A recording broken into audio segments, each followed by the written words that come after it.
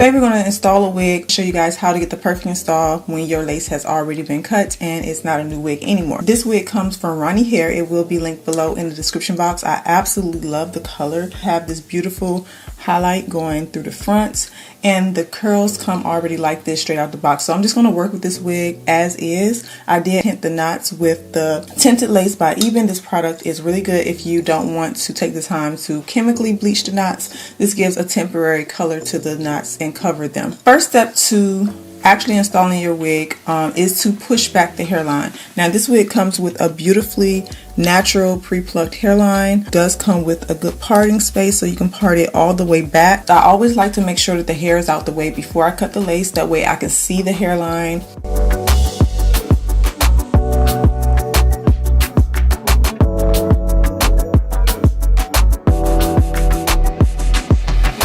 I'm going to take the hair and we're going to pin it back. And when I cut my wigs, I like to start with the ear tab area to make sure that this area falls around the ear properly, because if it don't fit properly, it's not going to glue down correctly. You want to make sure that you are shaping out around your ear when you're cutting the lace. The lace fits perfectly from ear to ear, and we're going to get rid of this extra lace. It is a Swiss lace wig. It is a 13x6 cap, and it also is in 20 inches. It melts really good with the skin. This type of hairline, I'm not going to leave too much of the hairline. Normally with the pre-plucked hairline, I will cut it all the way back to the hairline, but since this is a thinner hairline, I'm going to kind of shape out and cut off the hairline that I may not need. Like sometimes it comes down too far right here. Cut according to the natural hairline of this wig. You want to make sure you get out the extra strands of hair that may have gotten cut before you glue your hair down, because you don't want extra pieces of hair interfering with the hairline of the wig when you go to glue it down. Again, you want to, like I said, make sure all the hair is out the way. Push that hairline back. This is the key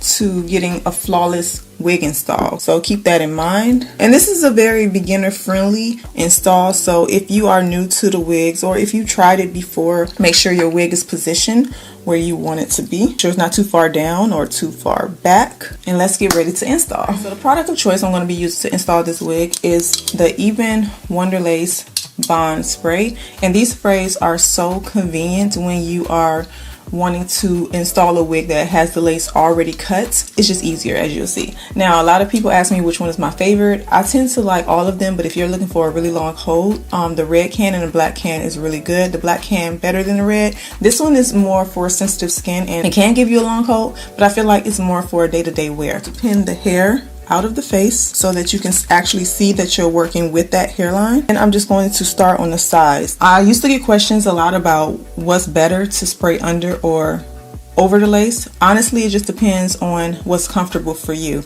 So I feel like for a beginner or for anyone who have trouble installing their wigs, it'll be simple to spray over the lace. So that's what we're going to do today. As I said, I'll take the hair. I'm gonna start on this side so you guys can see better. So I'm going to take the hairline and put it where I want it to go, and then I'm going to take the spray and spray the hairline and dry as I go, but I'm not going to dry it 100%. I'm going to dry it enough where it's not running down my face and sticky. And also you want to be cautious of spraying just a little at a time instead of like, don't do that because you'll spray way too much. So kind of give it little squirts like so, and then you can kind of rub. Make sure you get this area here. Just rub, rub, rub.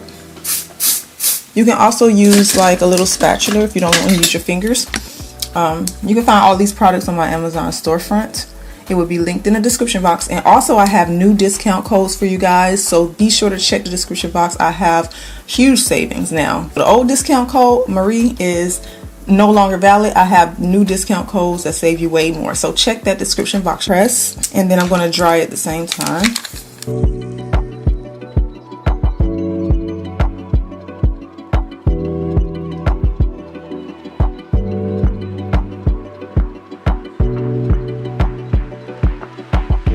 And then I'm going to do the same thing here.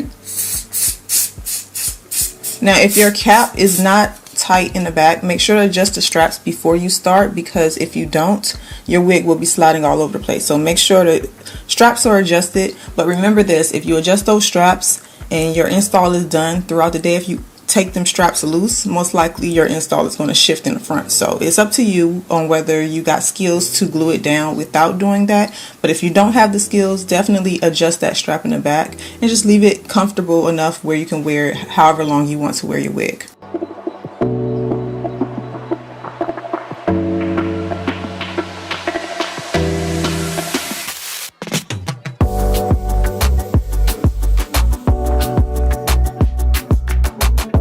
Once the product is not too wet, you want to take your edge band, and I will also put some of these in the description box, and just tie it around that hairline for 15 minutes and let it stay. You don't want the spray too wet when you do this. You want it's not dry, but it's not runny, because if it's runny, it's going to leave marks when you go to remove your band. So after about 15 minutes, you can remove the band and your edges should be laid down. Now, I feel like the only thing that's going on with me as far as the lace not blending is because I did use the tinted lace. So if you use the tinted lace and you are my complexion, it will kind of darken the lace slightly. So if you darker, you don't have to worry about that. If you're lighter, you definitely will kind of see the lace. So to fix that, I normally just create a little bit of edges and lace conceal, which is basically just concealer or anything that matches your scalp color. And I'm going to go down the parting. Again, don't forget to check the links in the description box. And then just open up that parting. Now this is going to hide the grids of the lace if you are to see them, which you can't really see them too much on this wig.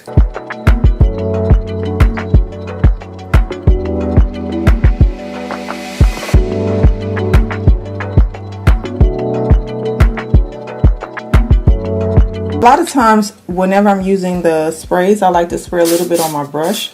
And I would normally go back and create just a bit of edges. Will frame my face or just kind of swoop the hairs to give it a little shape instead of it having that straight across lace line. I don't like that look. So playing with it a little bit and being creative, it helps to make your wig look more natural instead of just putting it on.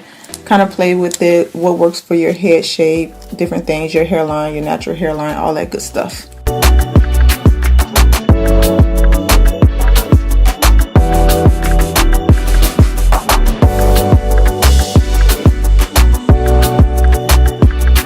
Another thing you can do is take a bit of your foundation, makeup, or bronzer, and you can cover the knots on the forehead so they can blend properly and you won't see them.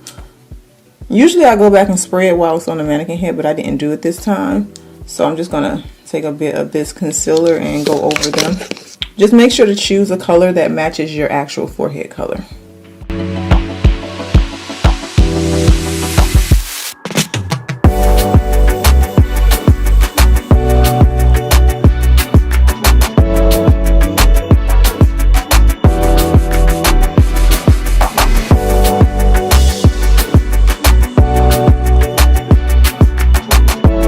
So this is the finished result. I love how easy this was to install. You guys drop me some comments. Let me know if you try this out and how it worked out for you and what tips you may need if you are still struggling to install a wig. But this wig will be linked below, and remember I have new discount codes for you guys, so be sure to check the description box for all the products that I use in today's video. Everything will be linked down there, and I will see you all back in my next video.